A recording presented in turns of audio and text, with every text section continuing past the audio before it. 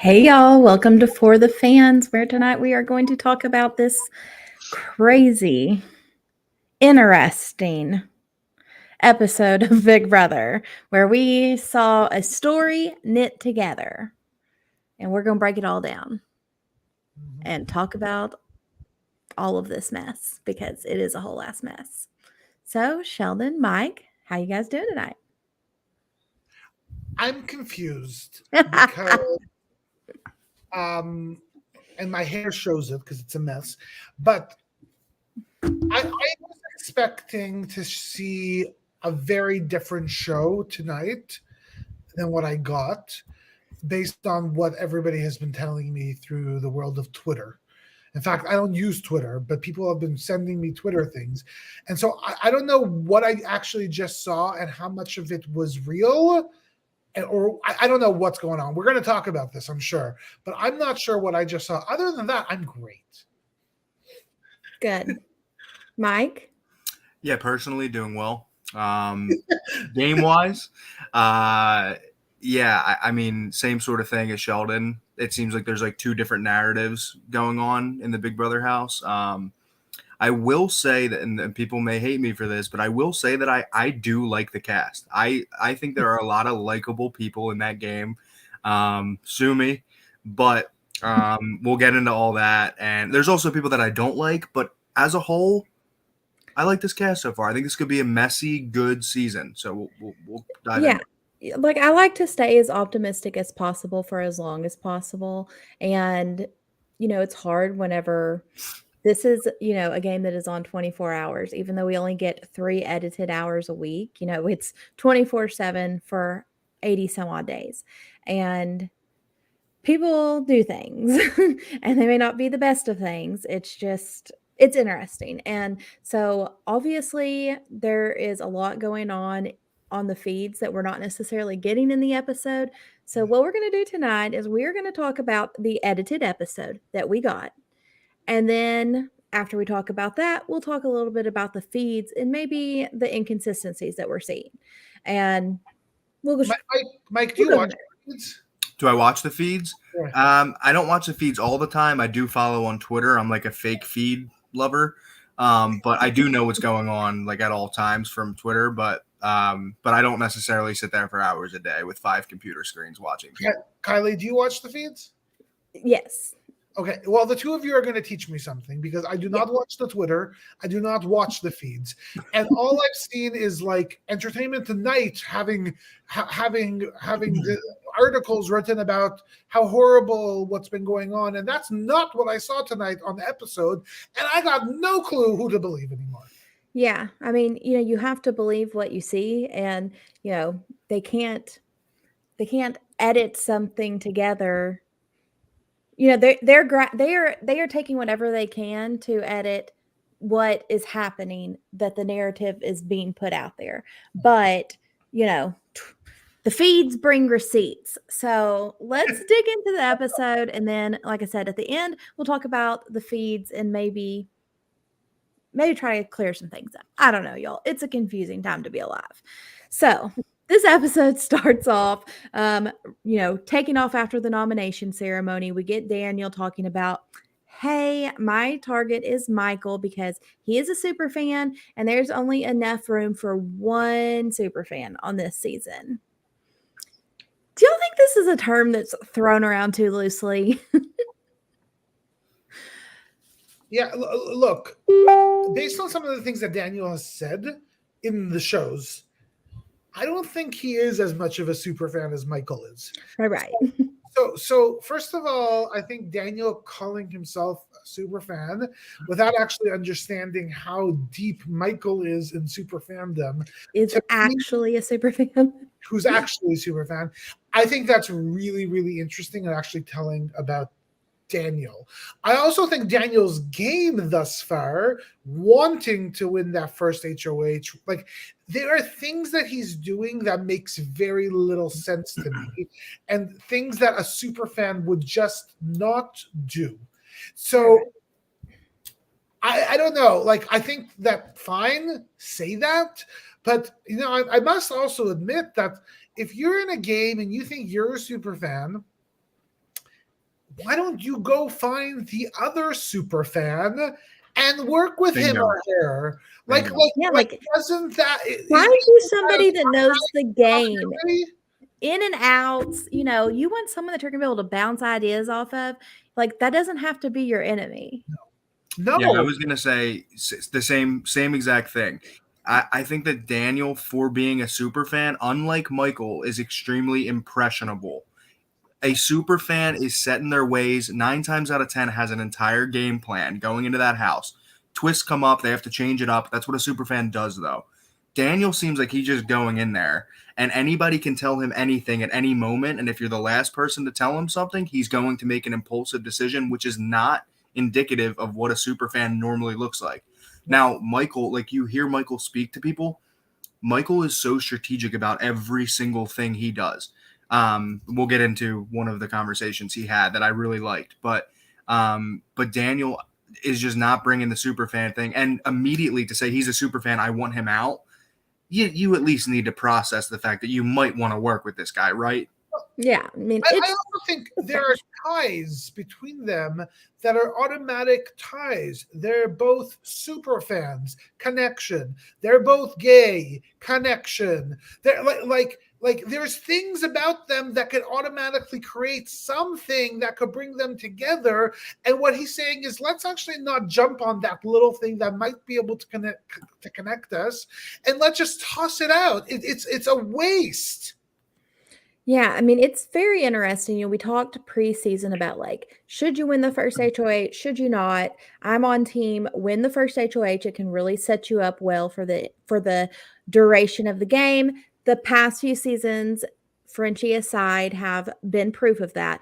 But Daniel has done a very, very poor job of utilizing his HOH because yes, he's got Nicole scooped up, but like all these other things that are happening and that we see in this episode, like these are all happening excluding Daniel. Like, you know, nobody is factoring in the HOH into their plans. And you've had an unsuccessful first HOH reign if you aren't really in an alliance at the end of it.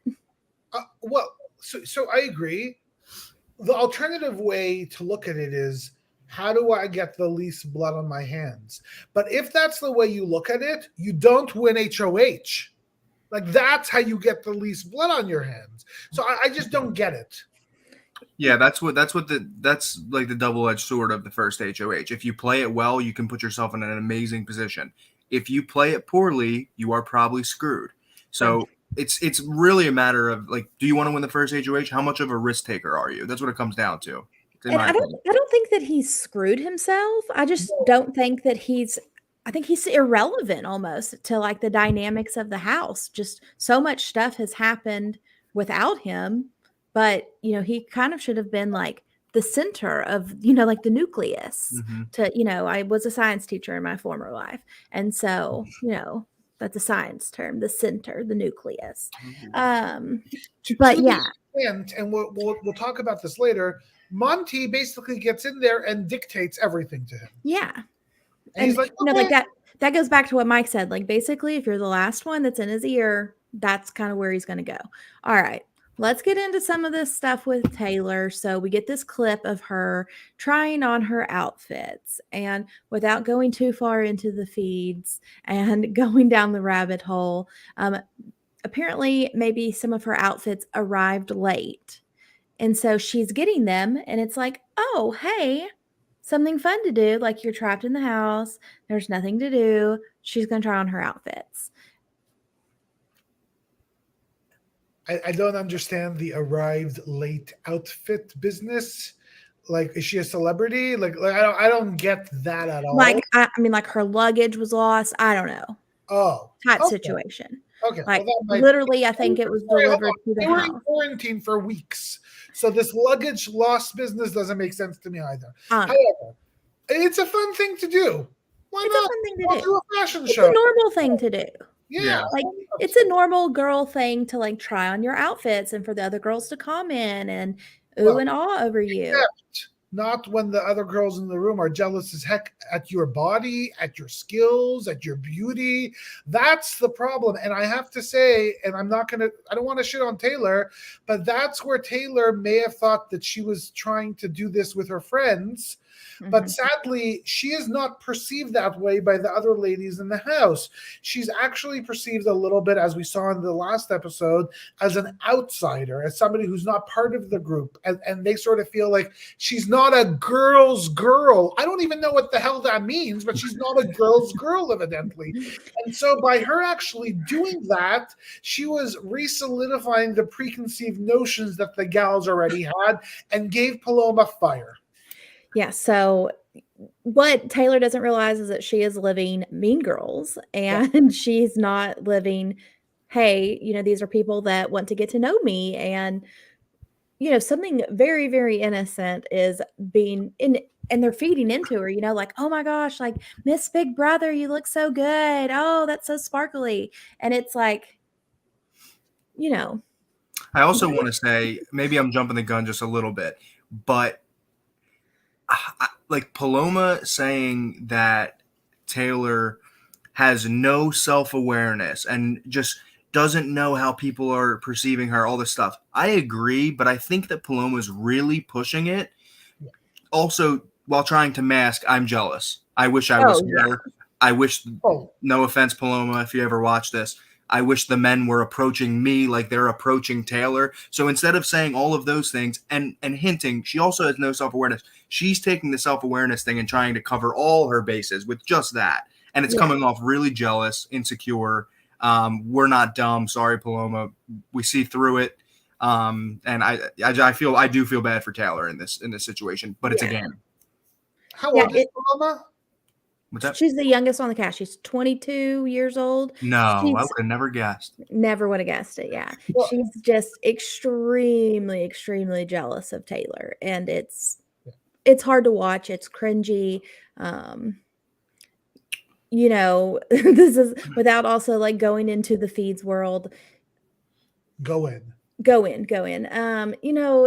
It's hard. I don't want to throw out words like as far as bullying, but it's definitely like a herd mentality where one person has this thought on Taylor. And, later in the episode, we see it with, Nicole when she's like, oh, like, I don't know if I necessarily believe all of this, but like, and we can get into that more in a little while too, but so that narrative has gotten out there. And so it's almost like no matter what Taylor does, like, did you see her? Did you see her trying on her outfits?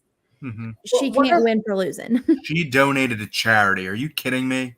We need to vote her out. She wasn't sincere when she did that. Like, one of the things that I think is really important whenever you're in a new social situation is the establishment of in groups and out groups. And with the Girls Alliance, they automatically established an in group within the females in that group, which meant any other, especially female, who was outside of the group almost became the enemy.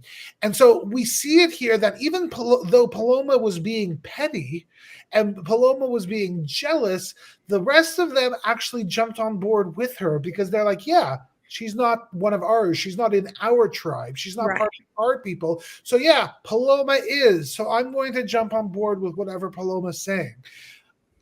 I wrong. Completely wrong. Bad news bears. However, the only thing I'll give it to all of them is the fact of you're in the first week. You do not want to end up on that block. You want to solidify your relationships. So if it's not your name, you're happy. Yeah. That's the kind of sad thing about all this. And you see it almost every single season. The game is a balancing act between the game and personal. And you're on a balance beam and you can fall either way at any moment. So, targeting Taylor because she's not in the group, completely fair in the game. Great play. Good job. But when it comes off as a bunch of people trying to go after one person and there's not that much solid evidence to back it up, you feel bad as a human on a personal level. So that's why this game is intriguing to most folks. It's sad to some folks and other people love every second of it. But it's that balance, and you cross the line. Everything you do, everything you say while you're in that house. Love that. Love that point. And we're going to dig deeper into that whenever we talk about the Nicole stuff towards the end. But we get these clips of Michael, and he is going around talking like, who do I think I could get to use the veto on me? And, he's having conversation after conversation, and nobody wants to, you know, say, yeah, Michael, I will play the veto for you. I will pull you off the block. This is another one that I don't understand, in the sense of, I guess I understand Daniel's rationale for putting up Michael. Fine. I don't love it. Fine. But what is the impediment of Michael creating strong relationships with other people? Like what is actually going on here? Is like, why is Michael seemingly so ostracized from everybody? I think it kind of comes back to the same herd mentality. Like, okay, well, he's got that red S on his chest, and we can't associate with him, and he was put up for eviction, and so I cannot commit to taking him off the block, or else I'm going to be seen as being on his side.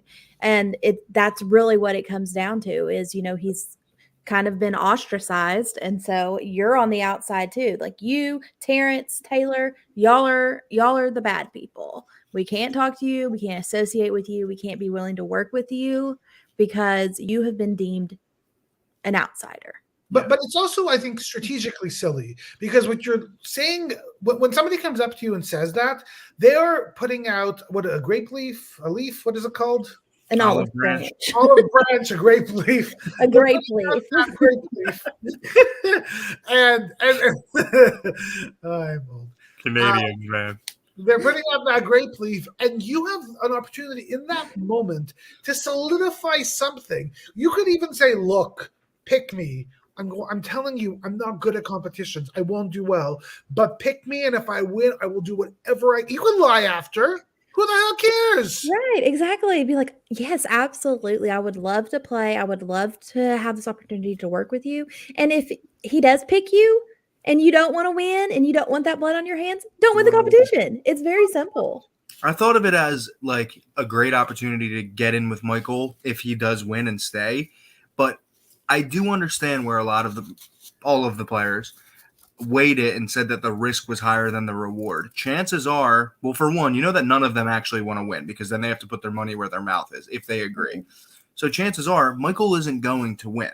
So if you're not going to want to win, unless you actually want to work with him and you're going to go and win that veto, there's no point for you playing other than to throw it so that, like, you know what I mean? And then if he does win, you have an ally.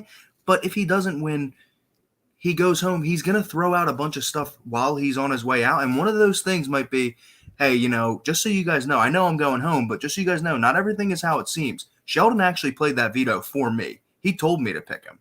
Sheldon, you're screwed now. Sorry, bud. You know what I mean? And for what reason? To save Michael, who you didn't want to save to begin with? Except that you just voted him out, and how much is his word worth? He said your name. I understand, but he didn't say anyone else's name, Absolutely. Like I think this is part of the balance. What I think I'm shocked about is how many people were non-committal. And to me, sadly, that's a little bit of a testament to Michael's social game, because to be that standoffish, to not even have a human relationship.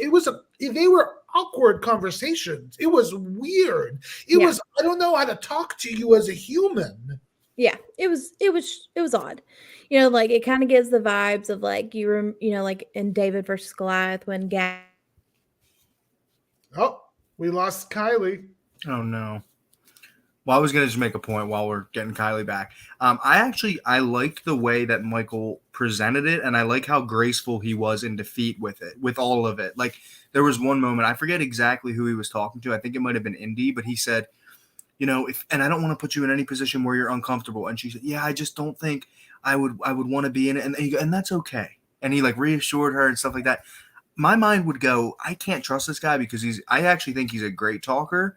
But I would be like, I want to trust this guy so much. Like, he's just so and that's okay, I just thought that was like a nice thing where other people might get butthurt and be like, no one's doing it, blah blah blah. But he was very composed, and he knew where he was. He knew what he had to do. The other thing that was a little bit strange to me were the individuals that he chose to approach. He approached Indy, Amira, and do you remember who the other one was? I don't remember off the top of my head. Amira, Turner. Anyways, it was Turner. These aren't the people that you look at and that you think you are going to win. And part of me wondered if that was actually a big part of his strategy of let's try to get another person into this game, into this competition that I feel I might be able to beat. Although my other fear is maybe that's just the extent of his social relationships. Indy and Turner and Amira. What a great group we got here. Right? Like and truth be told, we're about to spoil who won. But hey, maybe he has got a very little shot at this point because of that. So we did continue on, and we went into the HOH competition. The people that were playing, I don't know. I do not have the notes right in front of me, Mike. I don't know if you remember. It was a veto, right? Right. So it was Michael playing. It was Daniel playing. Turner was selected by Michael. Do you remember who? Indy was chosen. And do you remember who the last person was? Well, Terrence. There we go. Yes. So those are the people that played.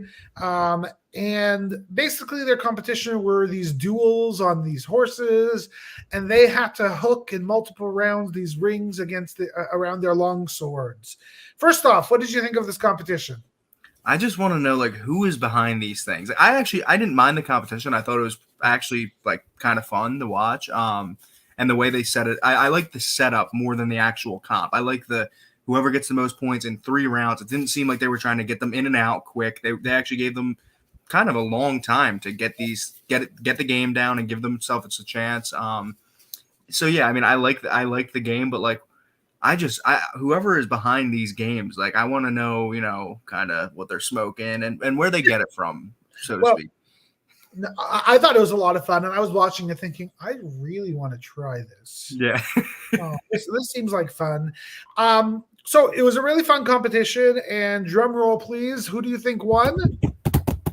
Michael won the power of veto. And what was his reaction, Mike? Well, I actually was getting Taco Bell at that moment. I already knew he won. He said he was going to throw up though at one point. He was so super excited. He felt like you saw it in his face of, look at me, I'm a super fan. He didn't say this out loud, but look at me, I'm a super fan. I got on the show that I was dreaming of, and I won the power of veto. It was something. It was so much fun. Well, it looks like Kiley will not be coming back. Oh, wow.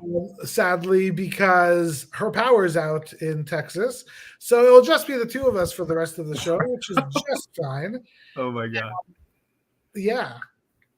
So, yeah, I was going to say with the power of veto competition and how it went down with Michael winning, that's why I said, I like this cast. I think there's a lot of personalities.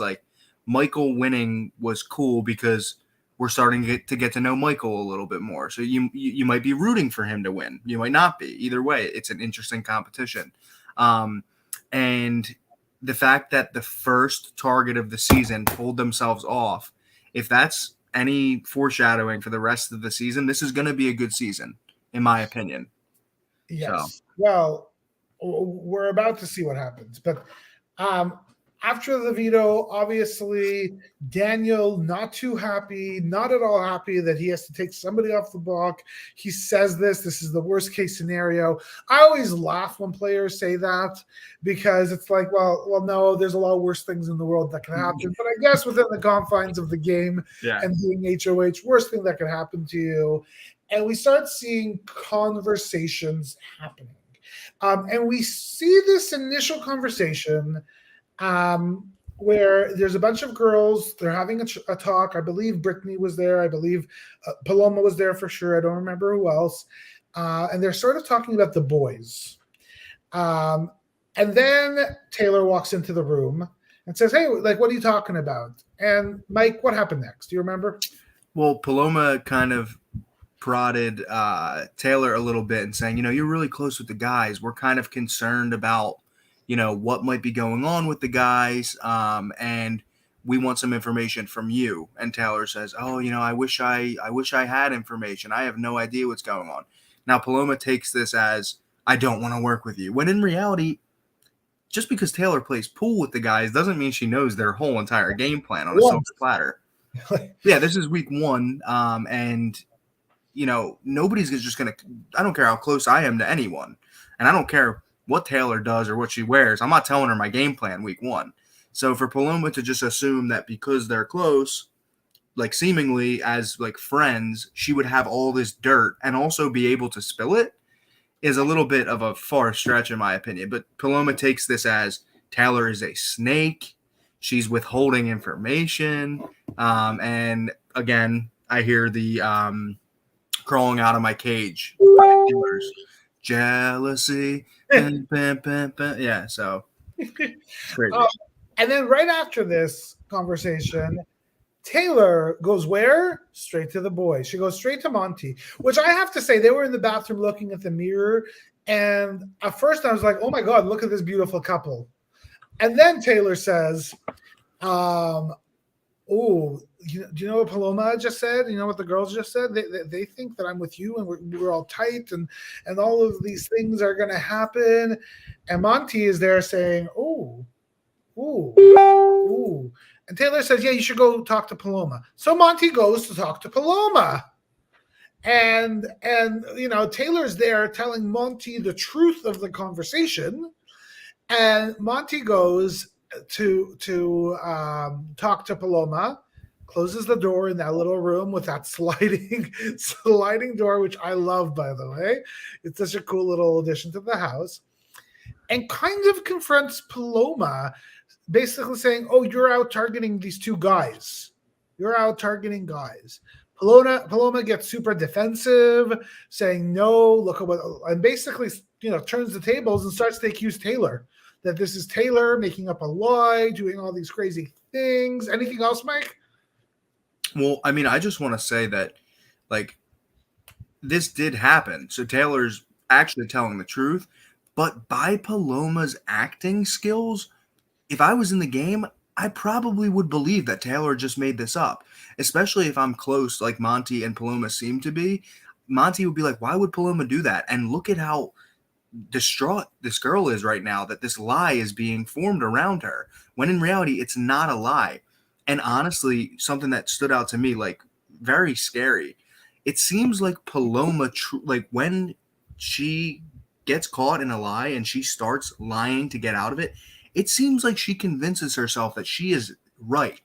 And it's not just like in her brain. I don't think she's saying like, okay, I need to get out of this mess. I think in her brain, she believes I never said that. Taylor is trying to get me out of this game. And that's scary to me. That's like, it's a whole nother level of lying. And what you see also is Jasmine's in the room while Monty's there with Paloma. And Jasmine basically says, well, like, no, of course Paloma never said that. Paloma would never say that. And not only does that make Monty feel like Taylor's a liar, it actually like adds to what you're saying, that Paloma is like, she's backing me up. And I'm obviously like it feeds into almost Paloma's, I don't want to say lunacy, but Paloma's idea of what's actually going on. Mm-hmm. And you see then Monty leave and goes straight to whose room?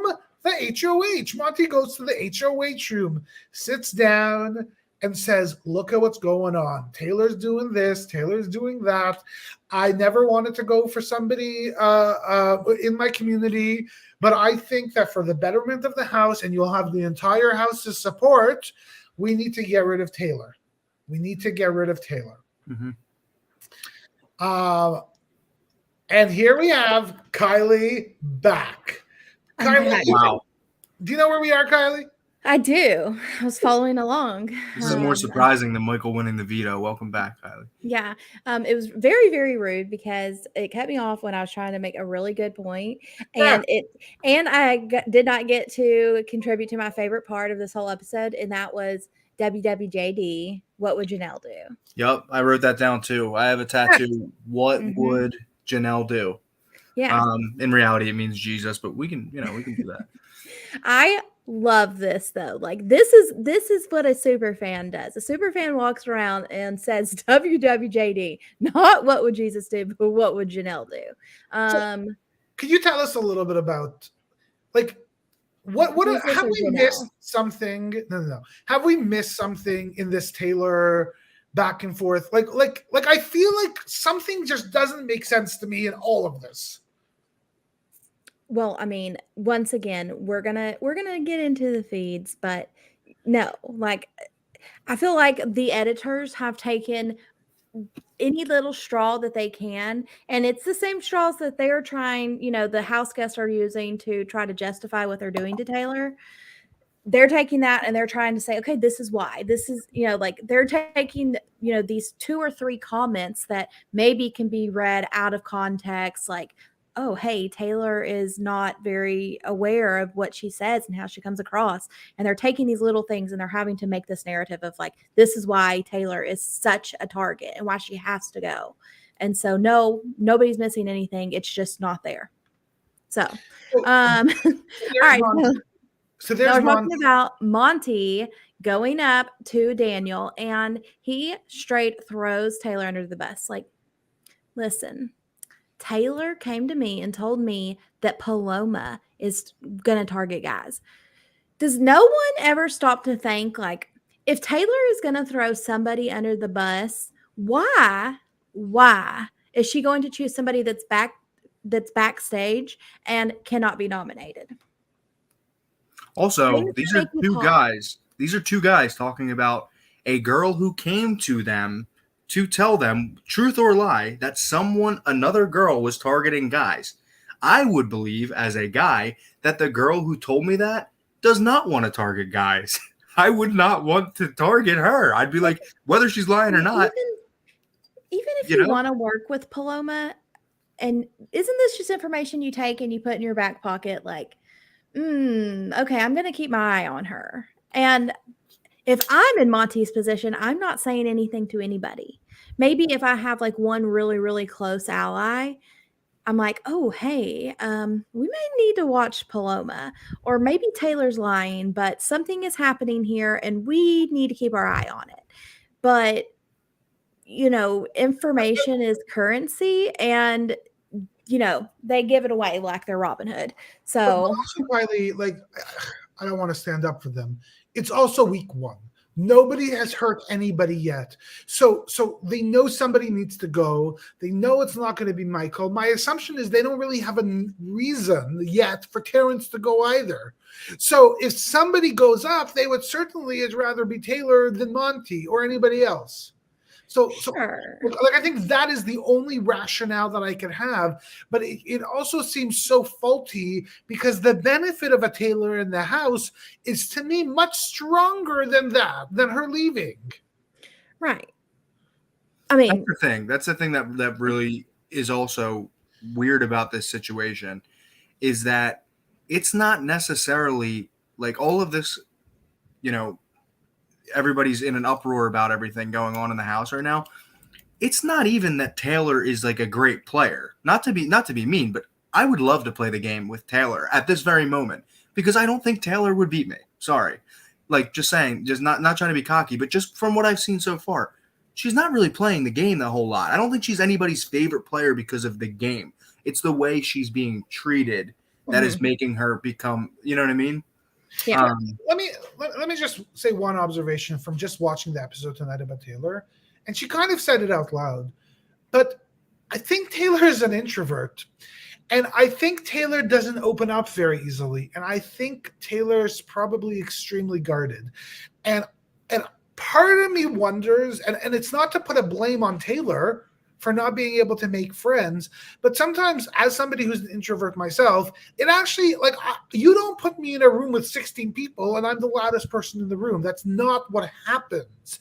Like, I need a few moments. I need to find where I fit. I need to find the 1 or 2 people I could talk to. And I wonder if a few days into this game, like, she just fundamentally didn't have that opportunity to do so.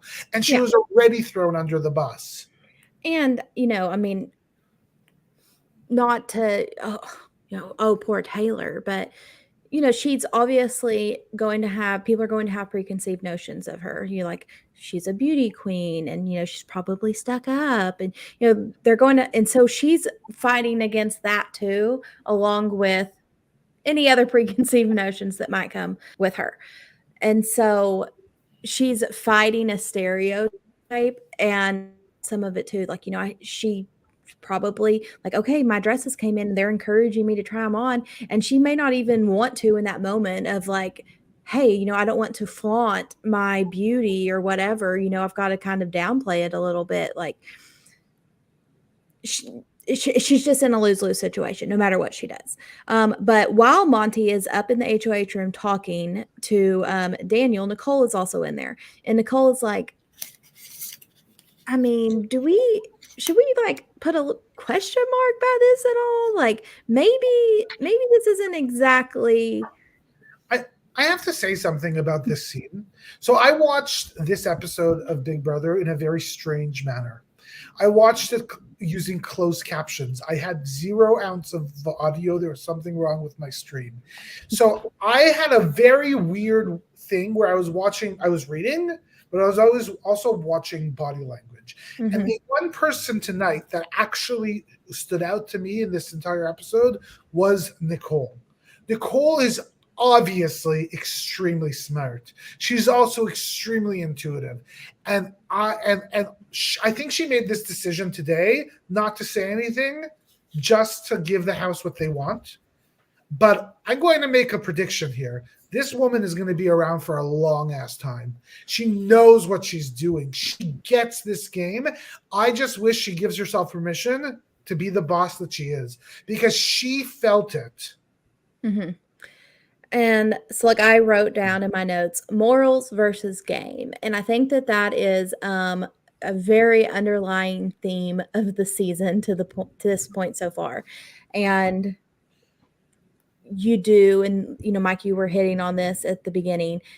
This is a game. You're playing it for money. You have to, like, be aware of, like, this balance of, like, real life, personal relationships, wanting to treat people well, but then you're also playing a game that's about lying and manipulation. And, you hope that you're the kind of person that when you see somebody being treated wrongly, that you stand up for them and, you're not a shitty person. That's who you want to be. Most people, I imagine. But then you're thrown into this game where you can, make a target of yourself by speaking up for somebody. And I think that is where Nicole is struggling. And she's like, like, do we not need to give this girl a little bit of the benefit of the doubt? But if Nicole stands up and says that, she may be okay this week because her buddy is HOH, but next week when he's not, is she a target for standing up for Taylor? I'm going to make a little bit of an analogy, and it doesn't correlate completely, but the bystander effect is like if you see a car accident and all 3 of us are driving, none of us are going to call the cops because we all think the other person's going to do it. Somebody already did that. Somebody already did that. Somebody already did that. Whoever does that has to go to court and testify for whatever they called in for, right? Kind of same thing with this. Everyone could say something about like any information that they have, but they'd rather keep their mouth shut because then they don't have to go to court. They don't have to plead their case, or you know what I mean? Right. No blood on your hands. And I thought the same thing from Nicole. I think she stood out more than anybody in tonight's episode as the most compassionate player and kind of like the voice of reason, in my opinion. Yeah. Like we needed someone to, because Daniel is just pissed that Michael won.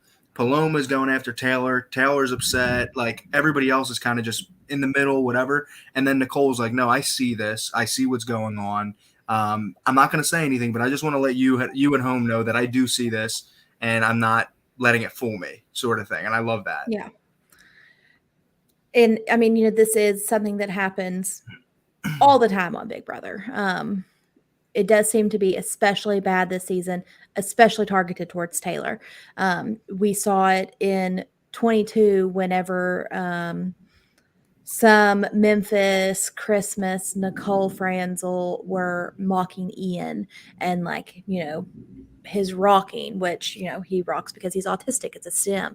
And, there was people that were there that didn't contribute to the conversation that in a normal real life situation, I think probably stand up for him and are like, hey, like this isn't okay to talk about.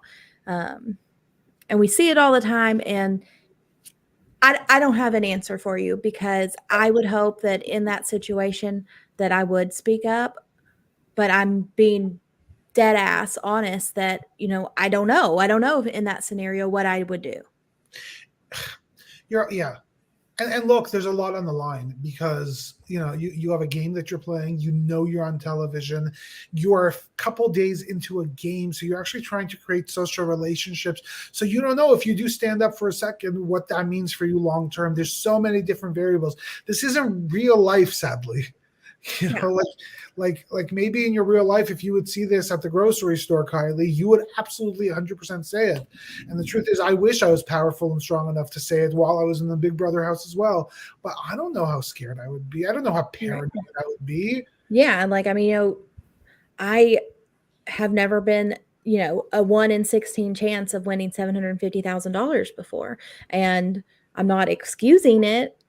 I'm being honest that I don't know. I don't know. And that's the dilemma that many of them are in. And, Nicole is the one that we got to hear from, but, I don't think she is the only one that is like, oh, maybe we've misjudged her a little bit. And, that's something that they're going to have to deal with in their real life.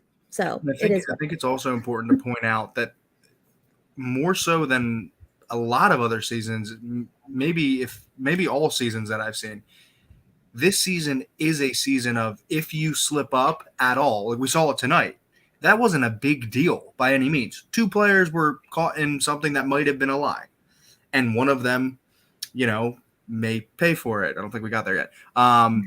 But in a normal season, you want to watch what you say and things like that. But I think more so than any season, these people really need to watch everything they say because no one has given, like in other seasons, even this early in the game, people are starting to say, I want this person, I don't like this person, it hasn't happened much in this game.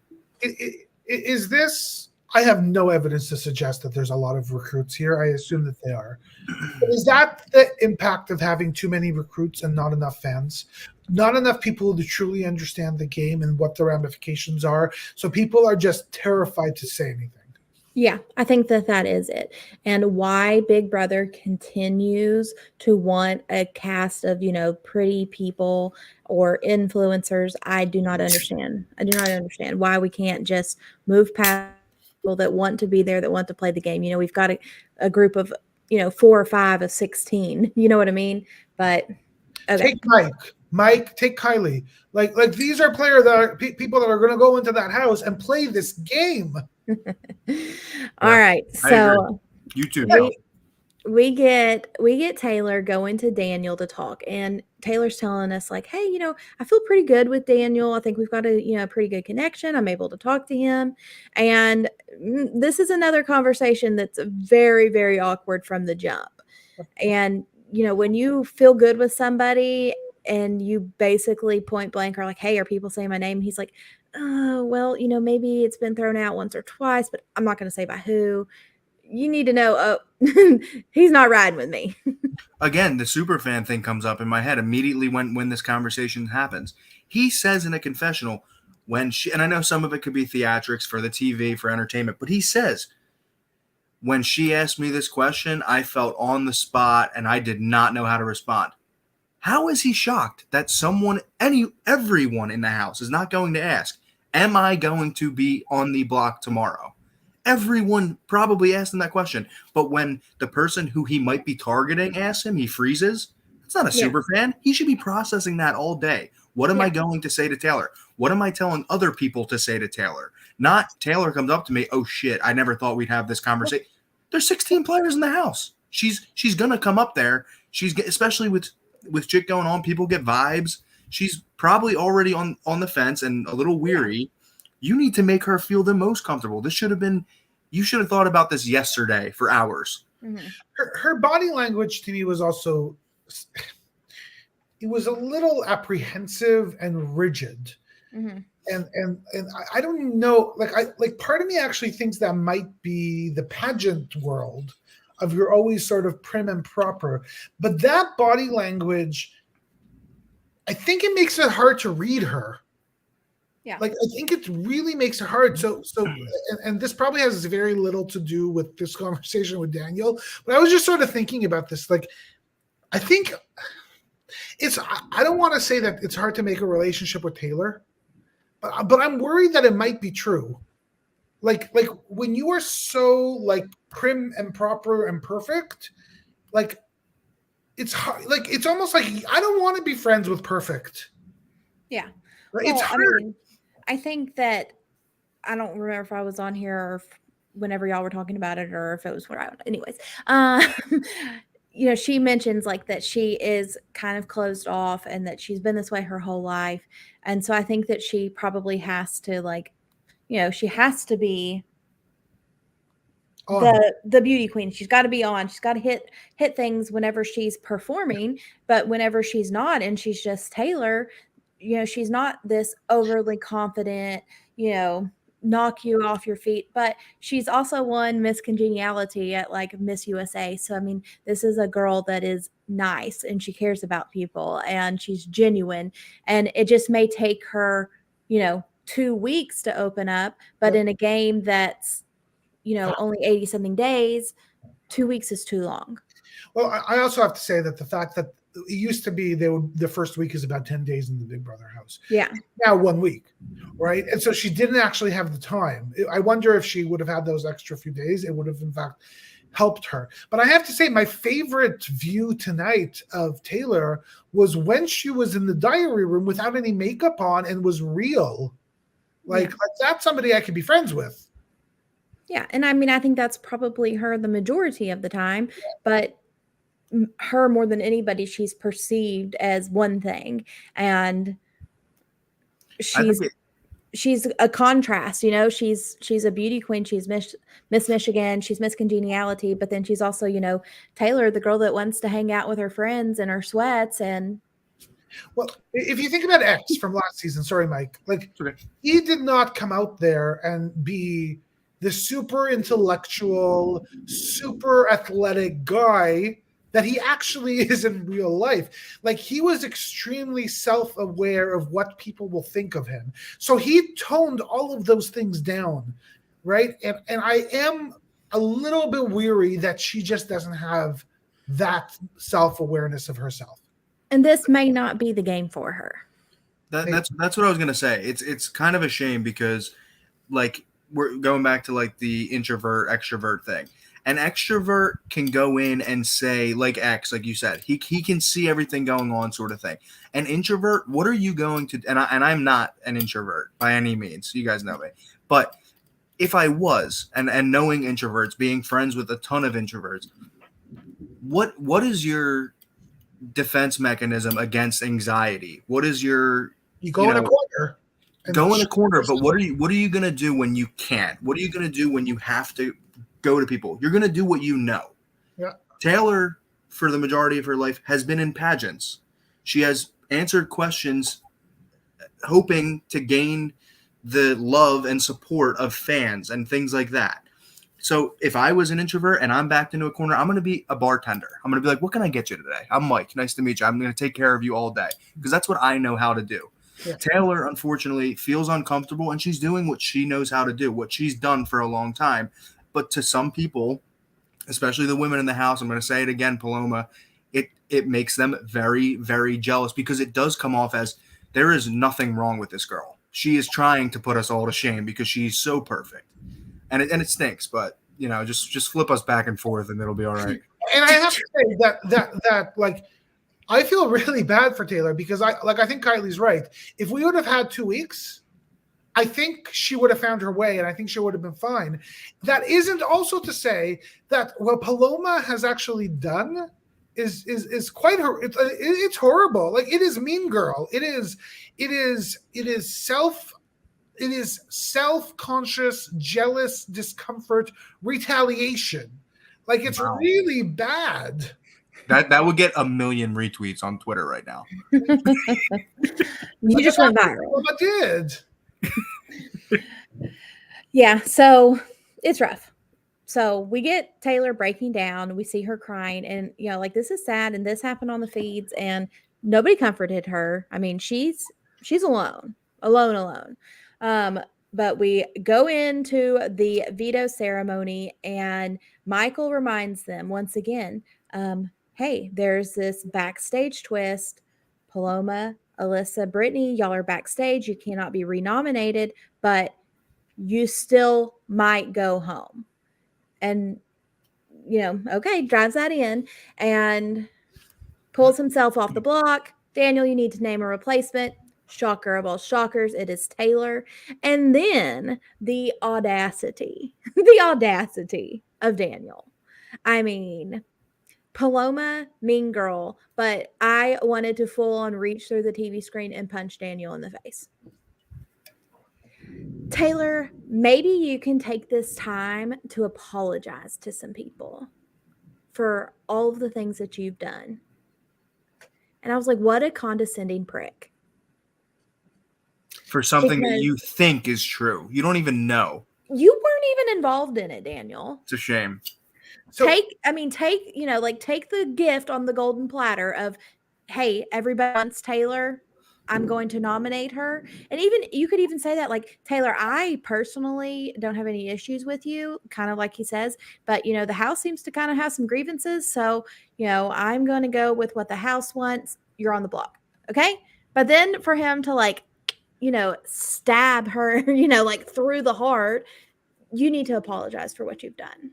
And he's also stated, this is a kind of feed that she needs to learn from this and stuff. Yeah. And I don't know how. I know Daniel's older than Taylor, but we're on a level playing field here. Don't tell someone what they need to do. This is a grown ass, like, sophisticated, accomplished woman. Yes. And to tell anyone to take this time to repent and stuff. Like I'm a Christian.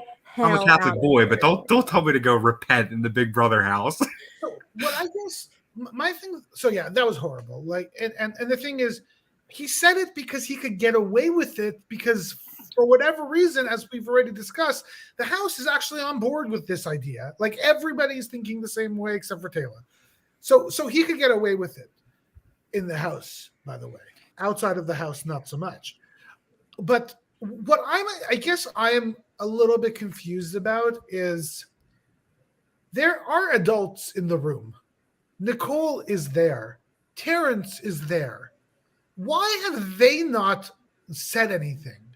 Like they can't all be stuck in this immature, in-group mind frame. Like, somebody needs to go give this girl a hug. Yeah, I mean, I don't get it. We're debating like this. Okay, do I stand up for her? That dilemma of the game versus morals. But at a certain point in time, you still see a human being, and she's crying, and this is somebody that, yes, you're playing a game, but it's, and that you live with these people, you get to know them, and this is somebody that's in your life. Like, you see somebody crying, you console them and you show them compassion with them. Like what the heck? Also, it's gonna be weird, because next episode I want there to be some like, obviously comforting towards her in this time, but I also want to see something that I'm gonna be like battling with myself. If I see like a ton of confessionals of people saying, like, I see this happening, it sucks so bad, I just can't say anything. It's the same thing. It's that dilemma. Are they right or are they wrong? It's good that they see it, but they didn't say anything. But they're telling us that they see it because they want our approval. Like, just go help her. But it's a game. That's what it comes down to. And it's just, this episode was a pull you this way, pull you that way, throw you out, pick you back up. It was crazy. Yep. In like a bad way, actually. Yeah, in a not fun way. Yeah. It wasn't a fun episode, folks. Yeah, No. Uncomfortable at times episode. yeah. This is And I'm one not week of sure how Big Brother. truthful of an episode it was either. Like, I don't Right, know. right. Okay, so tomorrow we are going to get an eviction. We are also going to find out the backstage twist is who America has saved, what is going to come of the other two. We're going to talk some rumors. We're going to talk some, what's happening in the house. So if you don't like any type of spoiler talk, then probably best to exit now, turn it off, come back later, see what's happening. But all right. Sheldon turned his Let's camera off. Sheldon's like, okay, I can't, no spoilers here for me. All right. So currently in the Big Brother house, obviously we have Taylor and Terrence still on the block, and Sheldon has taken a body break. All right. So Taylor, Terrence on the block. No shocker. Taylor is definitely the target. Do you think there is anything Taylor can say or do to change the path that her game is on? I don't think so. I mean, she's up against someone who, because let's forget about everything that people think that she's done, or any jealousy or insecurity issues that the other players are having towards her. That might be enough to cast their vote for her to go home. All of that could be probably, hello, Sheldon. All of that could probably be trumped by being up against someone who is at least a little bit of a threat. Because then the wheels start turning, the ball starts rolling. Should we maybe get this guy out instead? Yeah. But he's just done nothing. I'm so sorry. Like, he's done. It's early. No, not a lot of people have done anything, but I can't think of almost anyone worse to be sat next to at this moment. He also has. He's the old guy in the house. Like, are you really going to vote him out? You know what I mean? Are you really just going to do that? Like, this is so old, blah, blah, blah. So Taylor, like the entire beginning of the entire game, has everything stacked against her in even just who she's up against at this moment. I personally think. Yeah. So things can change, but I feel bad. I don't think. I don't believe, from what I've seen on the show at least, that Taylor has enough awareness in the house of who's actually doing this to her in order to create a credible enough case to actually put Paloma out on the line and put her on the bus. So sadly, unless this backstage pass works to save Taylor, I think Taylor's out. That isn't to say, by the way, that I think Paloma's not going to be just out in a few weeks, because Paloma did this week to Taylor. Paloma's going to do it next week to somebody else, and the week after that to somebody else. And there's only so many times that they can let that go without noticing.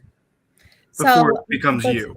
Before we get into like what we think is going to happen with the backstage pass, let's talk about Paloma. So Paloma is a mess. We see right, wrong, whatever. She was playing the game hard, straight out of the gate. She's created multiple alliances. She has this other group that they haven't even shown in the episode yet. She's taken half of the girls, but then the girls realize that they need some guys too to help them win some competitions. So from the girls, they have pulled in 3 guys: Monty, Michael, and Kyle. And then Paloma, Alyssa, and Amira. And so these 6 are kind of the center of the house. And the nucleus, this is great gameplay wise for Paloma. But in the last 2 days, Paloma, like, no joking, something medically may be going on with her. Like, she is overstimulated. She is overwhelmed. We're not psychologists. We can't make a diagnosis. Something's going on. And she's talking nonsense. She's not hardly sleeping. she's kind of losing it, and people are noticing, and they're like, ooh, what are we going to do about this? And so I think Paloma may shoot herself in the foot. It can't help Taylor. It's not going to save Taylor, but with the backstage pass looming, It just might. it just might. I also CJ in the last episode of the podcast, he brought this up as well. It was it was CJ, and he said about she has been on medicine for a while and she doesn't have it in the house, which is crazy. And apparently, I don't know. I mean, other alumni have said that yes, you can have your medicine in the house. So I don't know if we saw the situation with Jackson on Survivor last season. I don't know what is happening with her medication, or if she's on it, not on it. She was like running around the house telling people that they're in a simulation. This is not real life. Go eat bread or something. Her name is Paloma. Nicole has a tattoo of a dove, and Paloma means dove. Wow. It's a simulation. Wait, say that one again. Say that one again, please. Paloma means dove, and Nicole has a tattoo of a dove on her arm. Oh, my final two. Kidding me? No, not final two, Mike. This is a simulation. We should all just walk out. Why are we even watching at this point? We're breaking the internet. We're breaking the internet. I mean, these are the things that she's saying, and they're nonsensical. And so, yes, the backstage pass is looming. So, lots of theories out there. One that is being floated around is that obviously America is going to save one. If the BB Twitter world has their way, it is going to be Brittany. So let's say tomorrow, Julie reveals Brittany has been saved by America, and that leaves Paloma and Alyssa as the two backstage. The vote goes through. Taylor's evicted, probably unanimously, but somebody should absolutely throw a hinky vote here because, my gosh, it will send the whole world into a tailspin. But Taylor is evicted. There's going to be some type of battle between either Paloma or Alyssa and Taylor. And the winner's going to stay and the loser's going to go home. Does that seem to be the working theory that most people are hearing? I don't know what the working theory is, but I like it. I would like it even more if Taylor gets to choose who she faces. That's basically the theory that I've heard, and I don't like it, actually. I feel like in the game, like people aside, like Paloma being jealous and me not really liking Paloma at this moment and me thinking Taylor should have a second shot. Sure. Great twist. Keep Taylor. Yeah. Taylor chooses Paloma. Taylor beats her. Paloma goes home. The world's happy. But other than the people, taking the people out of it, I hate any situation in a game where someone's chance at $1 million, half a quarter, $750,000 goes out the window because of like America's vote. It's not typical of the game that they're playing. America's vote, competition, whatever, like blah, blah, blah. Like if you sign up for the challenge, fine, you might get voted out on a challenge. But like if you sign up for Big Brother, you shouldn't be booted because America doesn't like you. Right. When you don't get to compete in the veto, you don't get to be nominated, you don't get to be voted out. That's what the back door's for, and the back door's fair. Yeah. Yeah. And so I agree with you. Like, I don't like the twist in theory. I love the twist in the reality that we're in of Taylor having this opportunity to hopefully win her way back into the house. Like, the number one way to keep some bitches pressed is to win a competition and send the little jealous girl home. And what just chef's kiss if Taylor can send Paloma home. Like, Paloma might completely burn the Big Brother house down. Well, so the only issue with that is that, let's say that happens, it's absolutely like justice. However, I actually don't think that solves the problem of the perception in the house. No, it solves no problems, and we have to let poor Taylor go through this shit again. But even more so, you don't have Paloma there for Taylor to actually get to and say, this is what you did. Everybody watch what this girl has done. It's almost better if they stay in the house together so that Taylor can actually and that may happen. We may end up with Taylor battling Alyssa. No, we need Alyssa in the house. You need Alyssa in the house. I and need your Alyssa in the girlfriend house. wouldn't know that. Alyssa and Paloma basically look the same. So, all right. Yeah, but Paloma's mess, so y'all. jealous. they're all very beautiful girls. And Paloma's gorgeous. Like I don't know what she's like. What the heck? yeah, just be happy with yourself. Just be you. Be Gorgeous. proud of who you Gorgeous, are. perfect girl. Yeah. Well, maybe not so perfect anymore, but perfect. But this is what we're dealing with. It is very mean girl vibes, very, herd mentality. I don't want to go as far as saying bullying because I feel like bullying is a word to throw around along with other words, but it's what's happening to Taylor is sad, and I feel super bad for her as a human being, like on a personal level.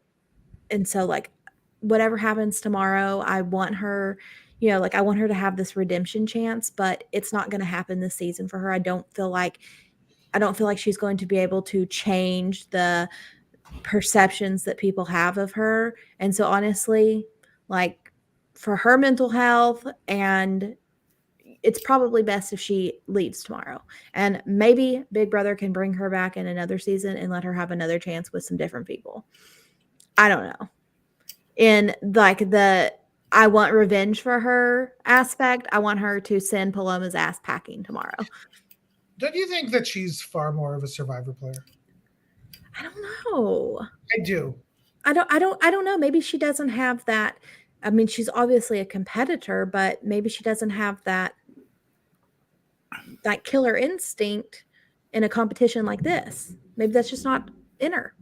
I want tomorrow night whatever's best for Taylor, whether going home is best, staying in the game if she has it in her and she's not completely defeated after this. I don't know how you would, but maybe she'll be like, you know what, I'm going to show everyone I'm here, whatever. I would love to see that.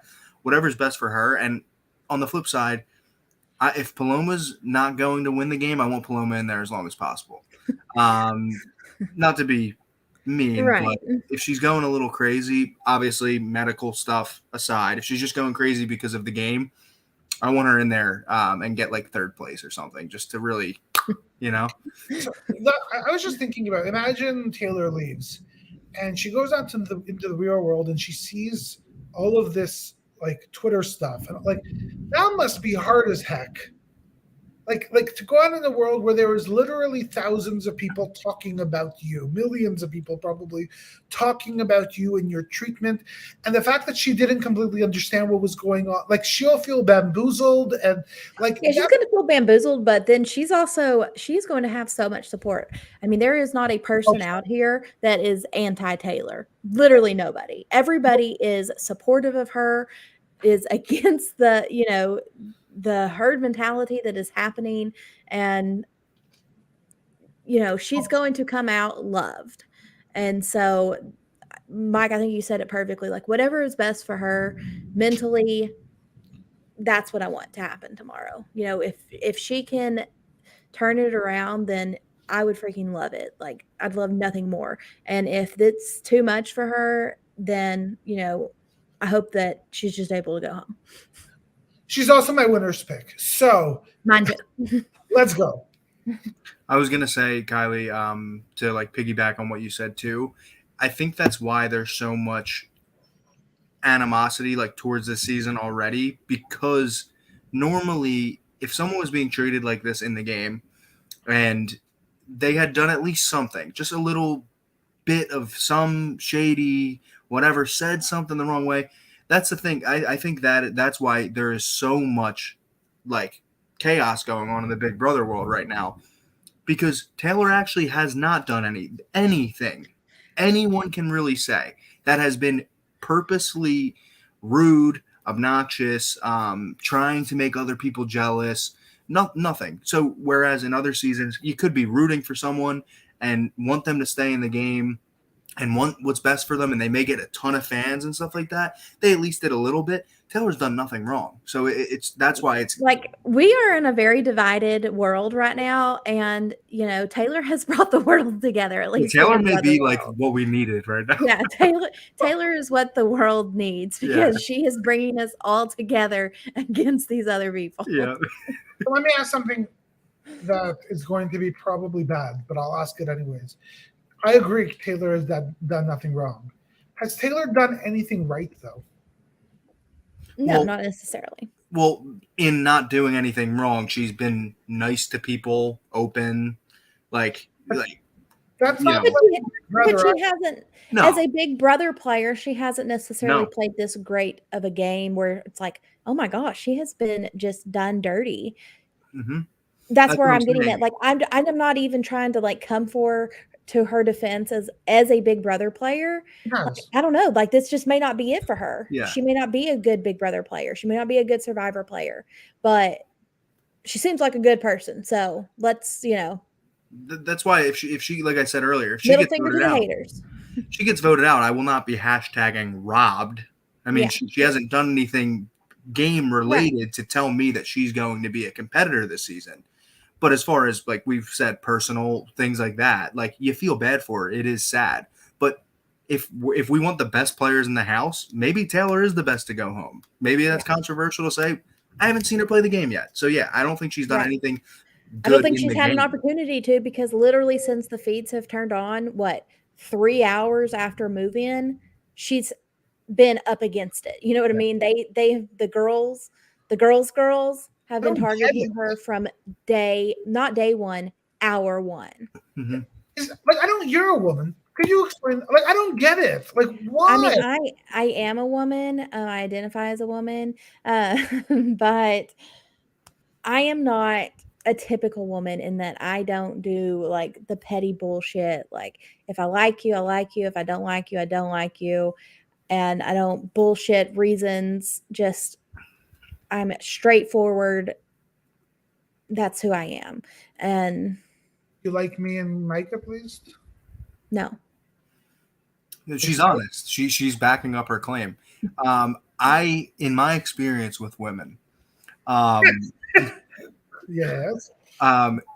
my girlfriend has some friends, and they can be vicious. I mean, men can be too. Don't get me wrong, but in some, Chloe can do something very subtle, and it may send people off. And her friends, it might send them going crazy. So, like, seeing Paloma be this jealous and kind of pick Taylor apart for little baby minuscule things, Nothing. it's not surprising to me. And I didn't know how old she was, but I didn't even look it up because I assumed she was pretty damn young. So Yeah. She's 18, 19, 12. What is she? 22. 22 years old. 23. She's a full grown woman. Okay. All right. Well, we will continue to talk about the episodes. We're going to make the best out of whatever is given to us for this entire season. We're Mhm. going to break it down and hopefully try to keep it real with you, but also, hopefully enjoy watching 30 nights a week too. So it Yep. is what it is. We take Janelle for the win. what's given Janelle to us. for the win. Yeah, WWJD. What would Janelle do? Janelle would push through and she would talk about these episodes. So Yep. tomorrow night we will find out exactly what this backstage twist is, how it continues, and all of that good stuff. And we will get our first evicted house guest, come what may. Or It's defeated. going to be a woman. Oh. Which women will it be? Or Terrence. It's not going to be Terrence. All right. Who knows? So, Mike, Sheldon, Yes. Wait. are y'all excited for tomorrow? Yes. Yes. I was you gonna got something to add? I was just gonna plug something real quick. I thought you Hear were it. about to end it. Yeah. We have renamed everything on all social media platforms to @for the fans, number 4 the fans reality. For the fans reality. That's TikTok, Twitter, Instagram, Facebook, MySpace, everything you've ever been on, Tumblr, anything. you can find us there. At For the Fans Reality, we're working hard on it. We're tweeting, we're TikToking, we're Instagramming, we're calling people and Doing all of that. taking names. And so if you could give us a follow, if you're on those platforms, we'd appreciate it.